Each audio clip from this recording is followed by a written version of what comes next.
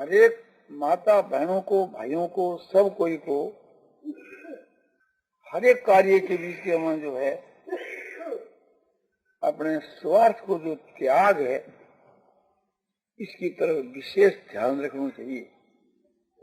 यह बहुत ही महत्व की चीज है। स्वार्थ को जो त्याग है उस त्याग के अभिमान को भी त्याग कर देना चाहिए, यानी उस अभिमान से रहित होना चाहिए। त्याग को त्याग वही है कि जो सच्चा त्यागी है और उसमें त्याग का भी अभिमान नहीं है, वह वास्तव के बीच के मां निष्कामी पुरुष है।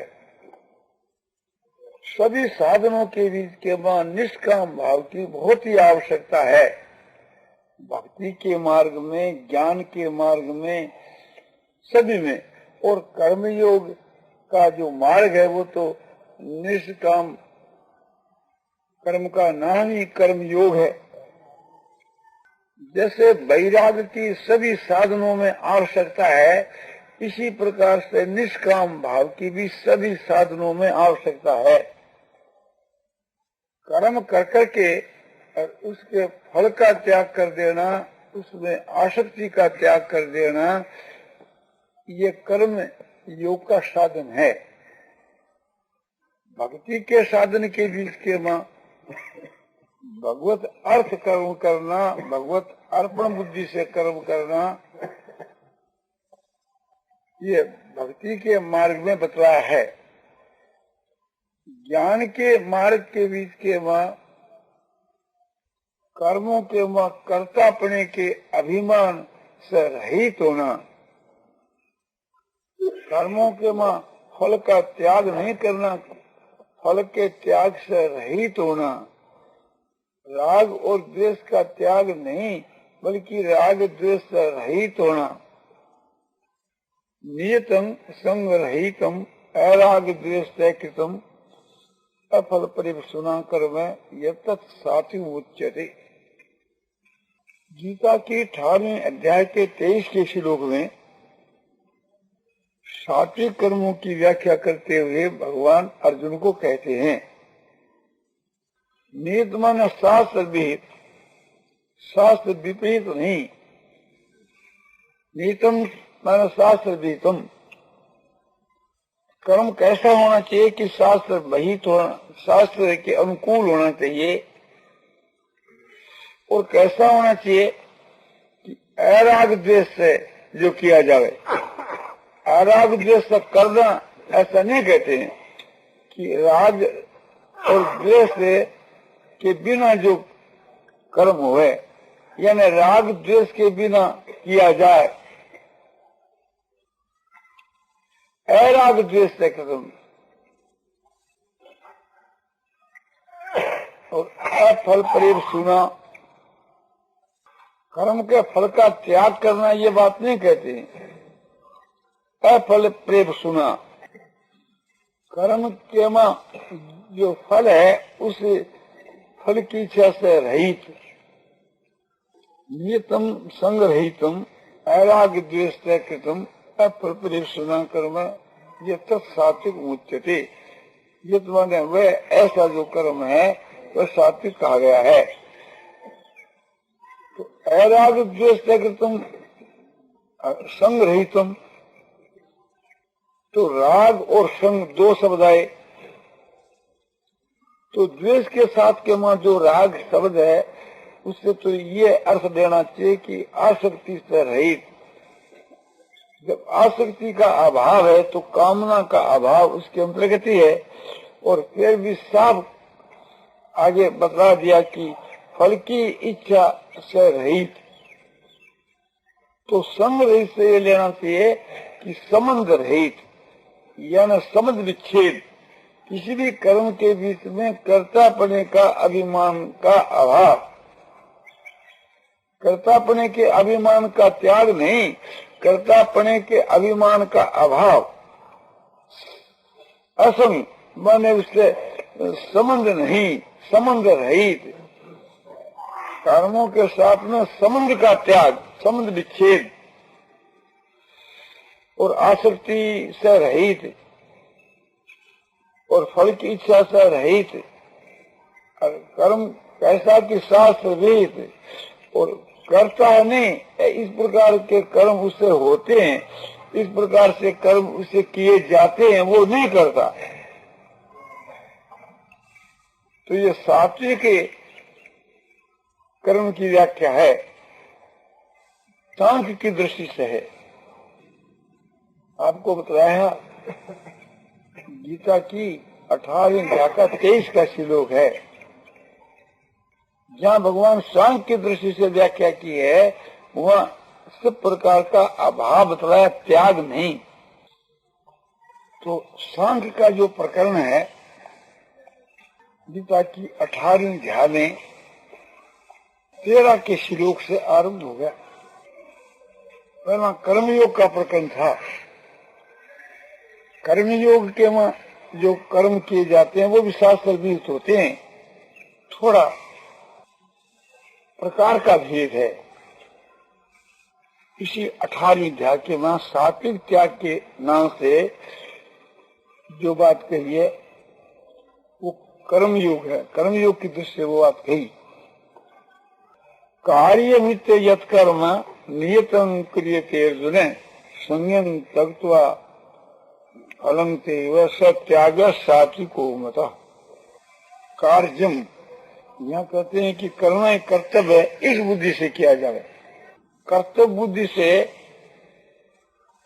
किया जाए, संग और आसक्ति को त्याग करके, माने संग जो है आसक्ति और फल की इच्छा, इनको त्याग कर करके जो शास्त्र विहित कर्म किए जाते हैं, माने जो साधक है सात्विक भाव से करता है।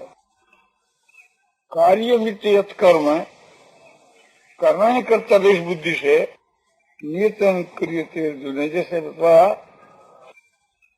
तो यहाँ भगवान कहते हैं कि कर्तव्य बुद्धि से जो शास्त्र विहित कर्म जो किया जाता है, फल और आसक्ति का त्याग करके जो कर्म किया जाता है, संयम त्यक्त्वा फलं तेव, संग और माने संग माने आसक्ति और फल को त्याग करके वह सात्विक त्याग है, सात्विक कर्म कर दिया जाए। तो सांख्य की दृष्टि से जो सात्विक कर्म बताए गए और यहाँ भी इस पर सात्विक कर्म इसका नाम रखा जावे तो टक्कर लगा स्त्री के बीच के वहां। तो वहाँ सात्विक कर्म के नाम से सांख्य की दृष्टि से कह दिया, तो फिर योग की दृष्टि से उन्होंने त्याग के नाम से यह बात कही। सांख्य की दृष्टि के वहां कर्मों का समर्पण है गुणों के ऊपर, गुणों को समझा देता है, गुणों में समर्पण कर देता है, गुण गुणों में बरतते हैं। और भक्ति के मार्ग में भगवान के वहां समर्पण है। नान्य गुणे वे कर्ता यदा दृष्टान पश्यति और गुणे भ्रष्ट परम वेति मद भावं सोधिगच्छति। यदा माने जिस काल के बीच में सांख्य योग का जो साधक है गुणों से अनकर्ता को नहीं देखता है, अनकर्ता को नहीं समझता है कि गुण ही गुणों में बरतते हैं, ऐसा समझता है और अपने आत्मा को उसे गुणों से, कर्मों से, शरीर से अलग देखता है। आत्मा इससे अलग है, आत्मा चेतन है, ये सब चीज जड़ है। जिस काल के वहां दृष्टा साक्षी हुआ ये पुरुष है, गुणों से अनकर्ता को नहीं देखता है और आत्मा को अलग देखता है। उस काल के वहां भगवान कहते हैं वे मेरे भाव को, यानी मैं जो सच्चिदान घन स्वरूप हूँ ऐसे मेरे स्वरूप को प्राप्त हो जाता है। गीता की 30 अध्याय के 28 के श्लोक में इसको एक खुलासा किया गया। माने 28 के श्लोक में जो बात कही है वो प्रकारांतर से थी, आगे जाकर के 14वें अध्याय के 19 के श्लोक में वो बात कही गई। तत्व महाभावो गुण कर्म विभागयो गुणा गुणेशु वर्तन्ते इति मत्वा न सज्जते। हे महाभाव, तत्ववेता जो पुरुष है गुण और कर्म के विभाग के रहस्य को जानने वाला जो तत्ववेता पुरुष है वह किस प्रकार से समझता है कि गुण ही गुणों में बरतते हैं, ऐसा समझ करके और वो आश्चर्य नहीं होता। और 5वें अध्याय के 8वें 9वें श्लोक में भी प्रकारांतर से यही बात कही है कि इंद्रियाणि इंद्रियार्थेषु वर्तन्ते इति धारयन्। इंद्रियाएं अपने अपने अर्थों में बरत रही है ऐसी धारणा कर करके मेरे किंचित करो मिति युग तो मन्य तत्वविद। तत्ववेता पुरुष ऐसा माने कि मैं कुछ भी नहीं करता हूँ, तो कर्तापने का अभाव बतलाया। जैसे पश्चिम श्रवण सप्रसन्न जिग्रहण आदि देखता हुआ, सुनता हुआ, गंध देता हुआ इंद्रियाएं अपने अर्थ में बरत रही है, तत्ववेता ऐसा मानता है। इंद्रियाणि इंद्रियार्थेषु वर्तन्ते, इंद्रियाएं अपने अर्थों में बरत रही है, यानी नेत्रेंद्रिय रूप को देखती है, कर्णेंद्रिय शब्द को सुनती है, आत्मा से कोई भी संबंध नहीं है। कहीं तो कह दिया कि ज्ञानी जो पुरुष है वो कर्मों को शरीर ऊपर छोड़ देता है, कहीं दिखला दिया कि इंद्रियों के ऊपर छोड़ देता है, कहीं कह दिया कि गुणों के ऊपर छोड़ देता है। बात एक ही है, इंद्रियां और इंद्रियों के विषय और शरीर ये गुणों का ही विस्तार है। शत्रज तम ये 3 जो गुण है उनका ये सब विस्तार है, इसलिए बात एक ही है। तो ज्ञान के मार्ग वाला तो प्रकृति के कार्य जो गुण और उनके कार्य जो मन बुद्धि शरीर इंद्रियां और 5 भूत और 5 इंद्रियों का विषय इत्यादि जो ये शरीर का समूह है, अव्याकृत माया और माया का समूह ये शरीर, और शरीर के वहाँ जितने जो एक प्रकार से तत्व हैं ये प्रकृति के तत्व होने से प्रकृति को स्वरूप है। तो ज्ञान के मार्ग वाला तो क्रिया को प्रकृति पर छोड़ देता है। कार्य कर्ण कर्तृत्व हेतु प्रकृति रुचती, जस तो कार्य 5 भूत और 5 विषय और 13 कर्ण, माने 10 ज्ञानेन्द्रिय कर्मेंद्रिय और 3 मन बुद्धि अहंकार अंतःकरण, ये 23 पदार्थ जो है प्रकृति से उत्पन्न है और इनसे सब ये क्रिया होती रहती है। ज्ञान के मार्ग वाले ज्ञानी जो पुरुष है आत्मा को क्रिया रहित समझता है, गुण माने गुणों रहित, गुणों से रहित, कर्मों से रहित, क्रिया से रहित, आकार से रहित, विकार से रहित। आत्मा निर्विकार है, अक्रिय है, ऐसा समझता है। तो वे सारी क्रिया जो कुछ घटना क्रिया होती है सब एक प्रकार से इस शरीर पर ही छोड़ देता है। ये शरीर के जो तत्व है या अंग कहो, तत्व कहो, जो शरीर में जितने जो पदार्थ है इन पर ही छोड़ देता है। और ईश्वर का जो भगत है वो ईश्वर पर छोड़ देता है। यदि उसमें कर्तापने का भाव है तो यूं मानता है कि मैं ईश्वर के लिए करता हूँ, तो भगवान कहते हैं कि मदद कर्माणि कुर्वन् सिद्धि मुआपसी, मेरे अर्थ से कर्म करता हुआ परम सिद्धि को प्राप्त हो जाता है। और जो मेरे में समर्पण कर देता है उसकी बात ही क्या है। और कर्मों को कर करके भगवान के समर्पण करना, उसकी अपेक्षा वो और ऊंचे दर्जे का है कि खुद भगवान की कठपुतली बन जाता है और भगवान जो करवाते हैं, जिससे कर्म होते हैं, वो करता नहीं। जैसे ज्ञान के मार्ग में कर्ता का अभाव दिख रहा है प्रकृति में कर्मों को छोड़ करके, और भक्ति के मार्ग में भी कर्तापने का अभाव दिखलाया भगवान में कर्मों को छोड़ करके।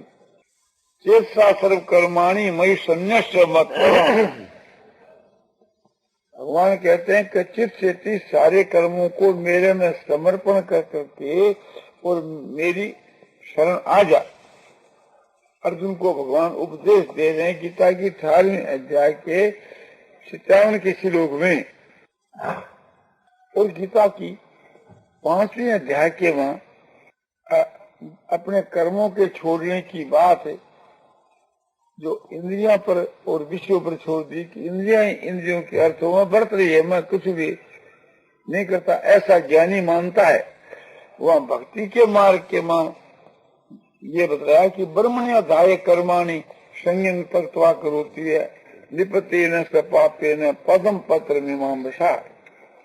ब्रह्मणी जो परमात्मा के बीच के मां कर्मों को समर्पण कर करके जो आपने केवल नाम मात्र का कर्ता होकर करता है, तो वो पाप के लिपायमान नहीं होता। जैसे कमल का पत्ता जल में उत्पन्न होता है और जल में ही रहता है, और जल में रह करके जल को स्पर्श नहीं करता, इसी प्रकार से पाप को स्पर्श नहीं करता। यह संसार जो है सो पापमय है, ऐसे इस पापमय संसार के मान रह करके भी वो पाप के द्वारा लिपायमान नहीं होता। संसार में जन्म लेकर और संसार में रह करके भी उसे कर्मों से वो रहित है। और संसार भी पाप में है और कर्म भी पाप में है, किंतु जो आदमी भगवान के सब कर्मों को समर्पण कर देता है, वो फिर उसे पाप से लिपायमान नहीं होता। तो प्रकरण ये चलता है, अपने में जब तक कर्तापने का अभिमान है तो उसको ये विचार करना चाहिए कि कर्मों के बीच के में जो अपनी आसक्ति है और कर्म के फल की जो इच्छा है, इनका त्याग कर देना चाहिए। और इससे भी बढ़कर के ये बात है कि भगवत अर्थ कर्म किया जाए तो इसमें समझो कि भक्ति भी शामिल हो जावे तो और भी उसका दर्जा ऊंचा बन जावे। कर्म जो करता है उसमें कर्तापने का अभिमान तो है, पर वो शुद्ध अभिमान है, वो अपने लिए नहीं करता, भगवान के लिए करता है। जो भी कुछ करता है भगवान के लिए। क्यों? जैसे रुपयों का दास दिन भर जो चेष्टा करता है वो रुपयों के लिए करता है, वो रुपयों का दास है, एक निष्ठ रुपयों का भक्त है।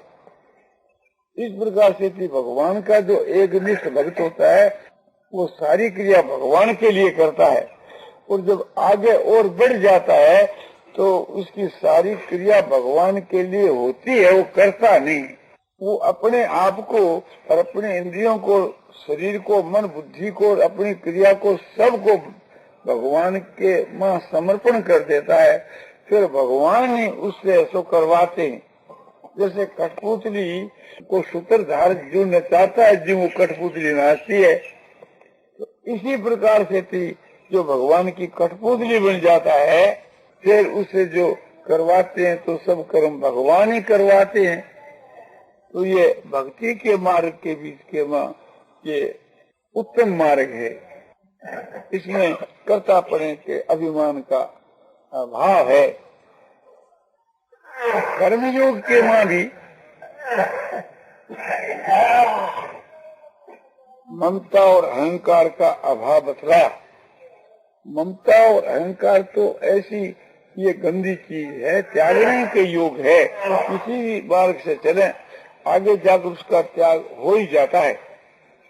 बुद्धिमान आदमी तो पहला से ही त्याग कर देते हैं, आगे जाकर के त्याग हो ही जाता है। उस कोटि के पुरुष के बीच के मां जब वो परमात्मा के नजदीक पहुंचता है तो किसी भी मार्ग से चलें उसमें ममता और अहंकार का त्याग आ ही जाता है। और जब तक अहंता है तब ममता साथ में है ही, क्योंकि ममता जो है कार्य और अहंता कारण है। तो कार्य जहाँ वहाँ कारण अवश्य है। अब ख्याल करना, कर्मयोग के ऊंचे दर्जे में, कर्मयोग के ऊंचे दर्जे में भी अहंता ममता का त्याग भगवान ने बतलाया, भक्ति योग के मां भी बतलाया और ज्ञान योग के मां भी बतलाया। ये आपको ख्याल करना चाहिए। कर्मयोग में तो गीता की दूसरी अध्याय के 71 के श्लोक में ध्याय कामान ये सर्वान उमास्ती निष्पर्यो निर्ममो निरहंकार स शांति मधिगच्छति।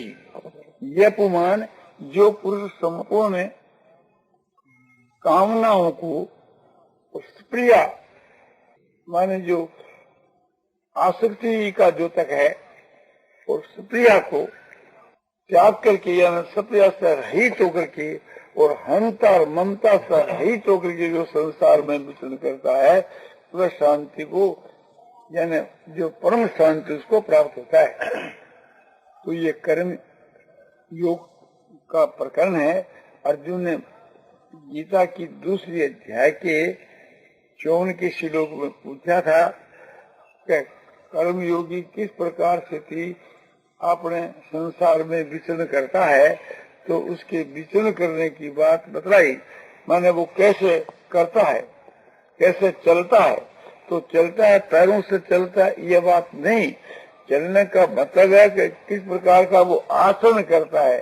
तो इसके उत्तर में भगवान कहते हैं कि कर्म योगी जो है, स्थित प्रज्ञ जो पुरुष है, वो किस प्रकार से चलता है यानी आचरण करता है कि सारे पदार्थों में, कर्मों में कामनाओं का त्याग कर करके के और अहंकार और ममता से रहित होकर के और निष्प्रिय भाव से विचरण करता है।